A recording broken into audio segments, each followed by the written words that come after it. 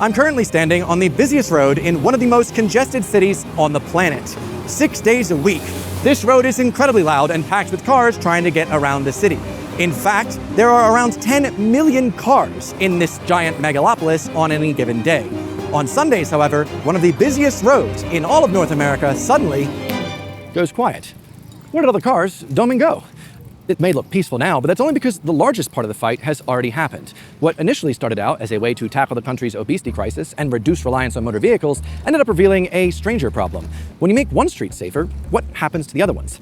My name is Evan Edinger, and today I'm going to be cycling through Mexico City on my bike, taking you with me to chat with some locals to find out if this car-free Sunday is really all it's cracked up to be.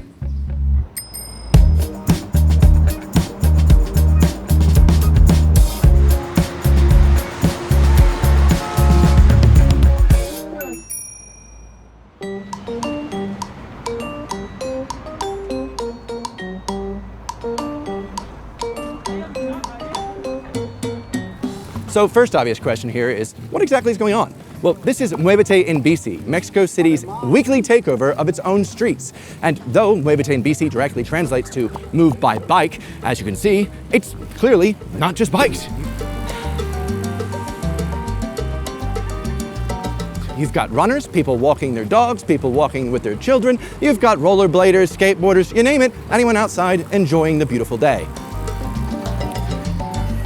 In the 1980s, pollution in Mexico City was at its peak. Supposedly, it was so bad that birds would fall out of the sky, dropping dead because of the air quality. In 1992, the United Nations officially declared Mexico City to be the most polluted city on Earth.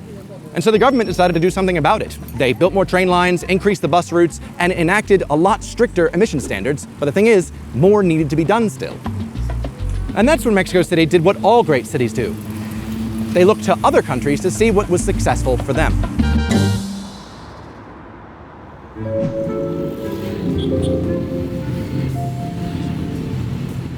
Which other countries? Well, Colombia, in Bogota, where I am right now. In 1974, Bogota was experiencing a similar problem.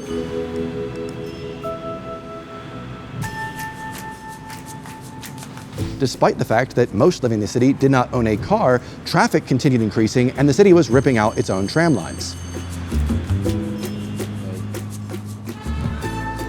But Jamie Ortiz Mourinho, an architect who had just come back from studying architecture in Cleveland, Ohio, he had an idea. You see, he'd witnessed the overwhelming sprawl taking place in America, specifically Ohio, and also had experienced a lot of the counterculture protests about the Vietnam War at the time. So when he came back to Bogota, he gathered a few of his friends, worked with his connections in City Hall, and together they managed to block 80 blocks of downtown Bogota to all car traffic so that people could freely cycle around.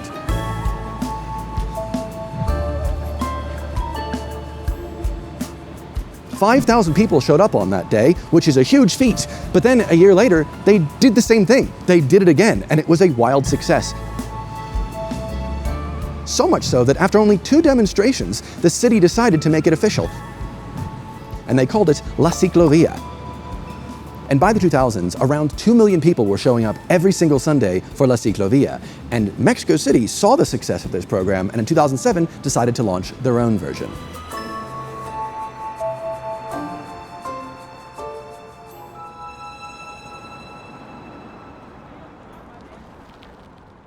Muévete en Bici officially started in Mexico City on May 13th, 2007. The man who started it, Mayor Marcelo Ebrard, actually cycled to work in solidarity and got his staff to cycle to work on Mondays too, if they wanted to keep their jobs, that is. When I moved to London, the Mayor of London then, Boris Johnson, was also always seen cycling to work to Westminster, which does help inspire change. The average person seeing a person in power doing an activity usually inspires them to go, oh, maybe I should try that. Can't be so bad.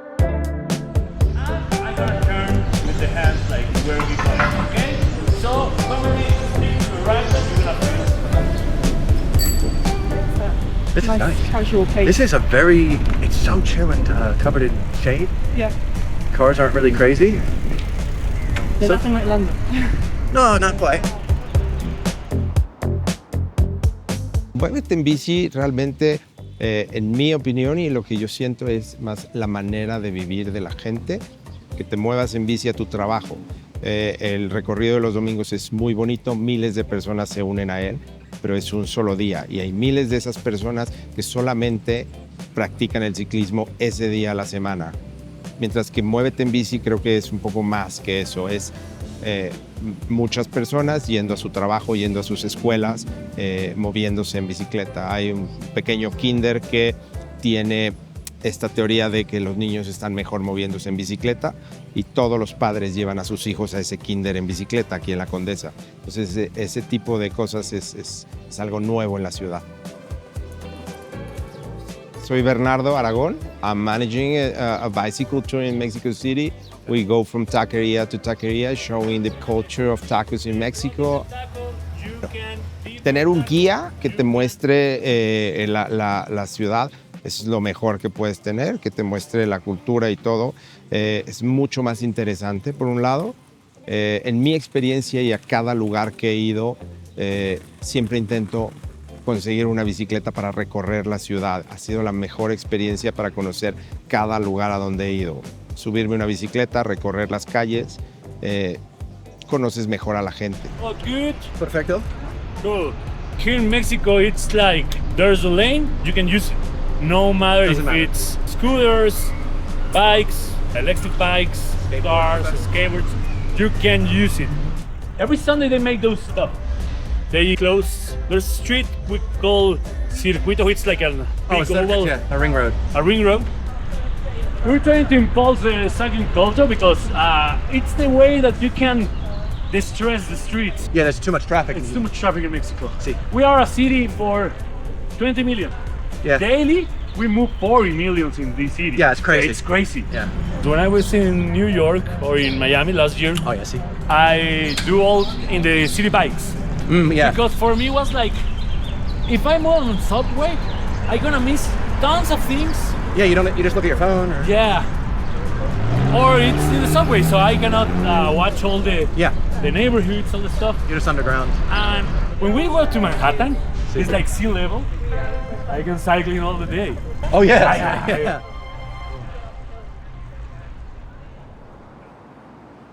Definitivamente las ciclovías tienen que llegar a más puntos en la ciudad. Cada punto al que llega la ciclovía se genera una conciencia, las personas empiezan a utilizarla y entonces una vez que están en el coche, una vez que un familiar suyo anda en bicicleta, se genera una conciencia y hay más respeto hacia el ciclismo. Entonces, mayor ciclovías, más cultura del ciclismo existe. Pues ahorita tenemos eso. ¿Cómo ha cambiado el evento desde 2007 hasta hoy de Muévete en Bici en tu experiencia? La gente es un poco más consciente acerca de los ciclistas. Ha cambiado un poco la idea de que ser ciclista no significa ser pobre, sino significa moverse de una manera distinta a lo que la gente estaba acostumbrada. Antes requeríamos un automóvil para hacer todo y ahora la gente se está dando cuenta que no es necesario tener un automóvil para poder moverse y vivir. El hecho de tener los domingos, que cierren, no cierran todas las calles, cierran solamente algunas calles. Algunas de ellas son muy importantes en la Ciudad de México, otras no las cierran completamente, las cierran parcialmente, la mitad para automóviles, la mitad para las bicicletas. Creo que eso ha cambiado un poco la manera de ver en los automovilistas y en los ciclistas que podemos combinar ambas cosas y la ciudad sigue funcionando. Por un lado, la gente pierde el miedo a utilizar la bicicleta en la ciudad y por otro lado se dan cuenta que pueden recorrer esas distancias en bicicleta sin ningún problema. En el futuro te gustaría ver más partes de la ciudad abriendo para el evento, así que más gente pudiera disfrutarlo. Por supuesto que esto es un beneficio no solamente para los que viven en la parte del centro de la ciudad, es un beneficio para todos y ya está sucediendo. Ya hay ciclovías que actualmente no se conectan con las que están aquí en el centro, pero empieza a haber ciclovías en otros puntos de la ciudad y en un futuro probablemente se conecten todas.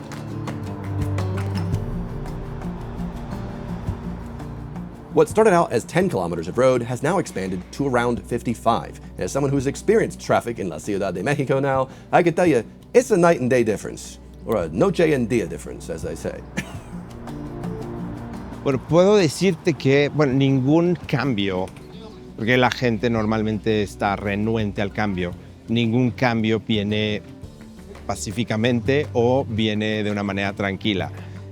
Generalmente se necesita imponer el cambio para que este sea posible. Cuando empezó todo esto, me acuerdo que empezó también los recorridos nocturnos. Pero eso fue, no, el gobierno no empezó esto, empezó la gente, empezaron los ciclistas a hacer más y más, al grado que el gobierno tuvo que unirse en vez de luchar contra. Entonces esto no es un movimiento o algo que el gobierno haya tenido la iniciativa. La iniciativa fue de las personas y el gobierno los apoyó.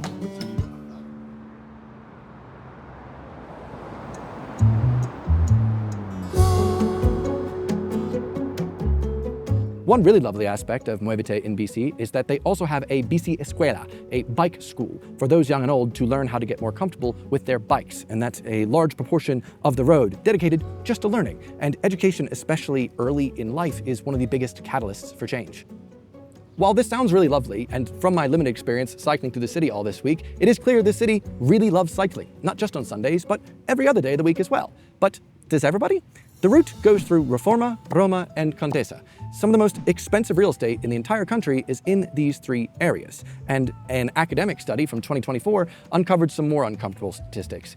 While streets along the route get safer every Sunday, crime in the streets immediately surrounding it actually goes up. It could be that more police presence is needed in the middle area for when the event is taking place, and so there's less police outside, but we really do not have enough data to know. And also there's just so many other variables for what could be causing this, from income to education and more. It's not really something that we can just pinpoint and be like, that's the reason. And this is just one study from one researcher at the Autonomous Technological Institute of Mexico, so maybe more studies and more peer review would be needed before we can really figure out how to make this event more for everyone than possibly just for those within the city. While talking to Bernardo, he was telling me more about a lot of the issues are about change, and a lot of people, regardless of country really, are very against change of any kind, even if it's good or it's bad. The human nature is to keep that status quo. And so areas on the outside are usually going to be against putting in these cycle routes until, of course, these cycle routes are implemented, and then they find, oh, the areas are a lot safer now.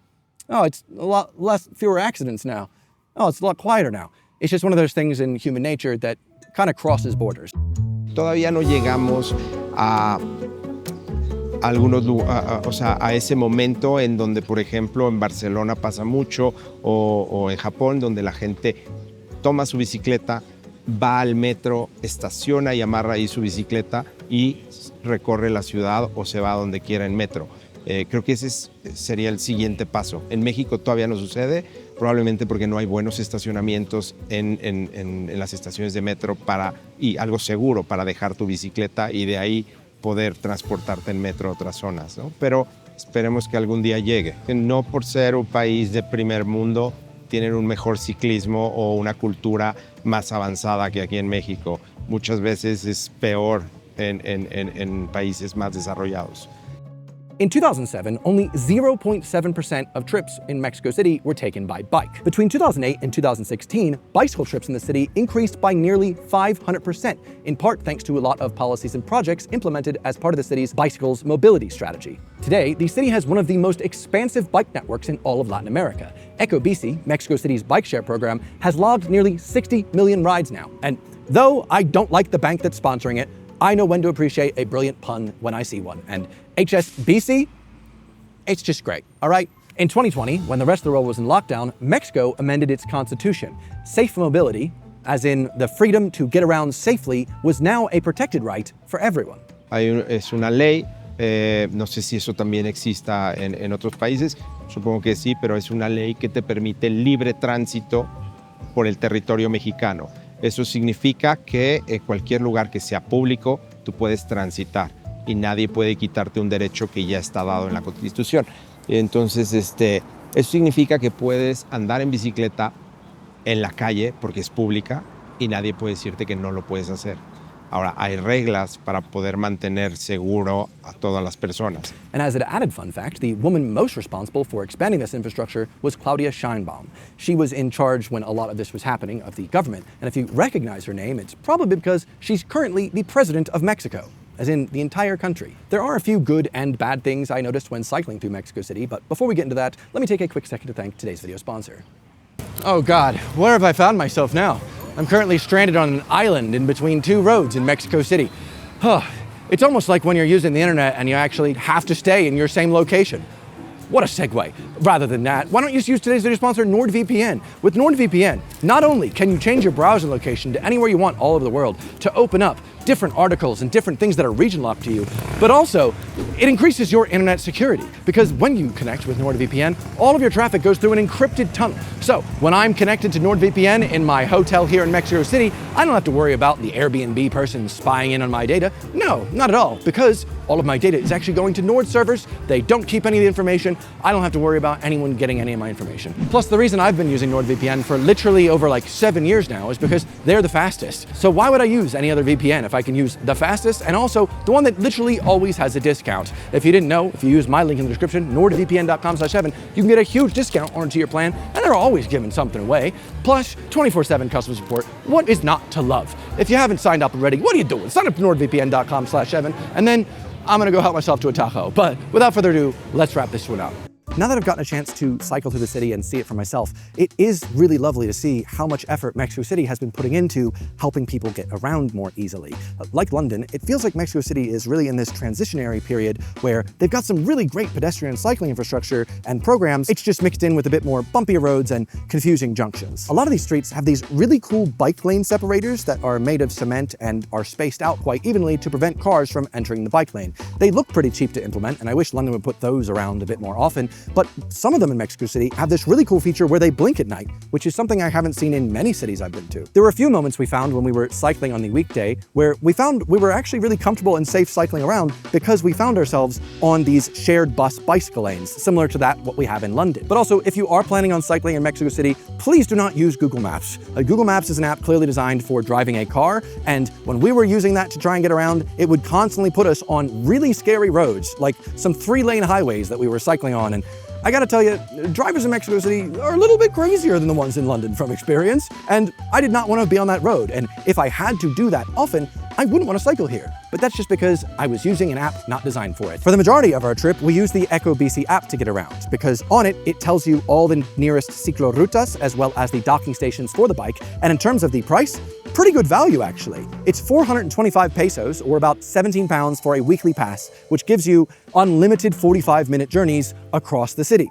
And if you want to have an annual pass, it's literally only 100-odd pesos more. So under 30 pounds for an annual pass to use the bikes all throughout the city. It's quite great. It is a great value, even though a lot of the bikes are a bit banged up, similar to the Lime bikes of London. One of the bikes I ended up taking out had a massive flat, and I didn't realize it until I'd cycled about 3 minutes away from the docking station, so I just kind of had to bump around the city until I could fix that. But at the end of the day, you really can't beat the value. You just have to make sure, like most cities, that you check the dock share bikes before you take them out. The thing is, there's definitely a learning curve to cycling here, but the main thing I learned from doing so is that Rome wasn't built in a day. Or rather, Roma wasn't built in a day.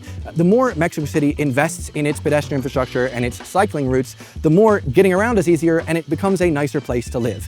And hey, it's also a good way to burn some extra calories from all the delicious tacos and quesadillas that you might be consuming. I think my blood is literally like 20% campechanos at this point. Hopefully, if you get a chance to visit Mexico City on a Sunday, or any day really, you can experience this revolution firsthand. And maybe after experiencing it, you can try introducing the idea to your hometown. Just like Muévete en Bici, it doesn't need to be the entire city all at once every day. All it takes is one small idea and the willingness to change. Now, if you'll excuse me, I'm gonna take out one of these EcoBicis and cycle through Condesa to get some campechanos. So, without further ado, thanks for watching and I'll see you next Sunday. Let's see. Oh, he ran into a pole. Oh, there we go. Oh, not gonna get hit by a car. All right.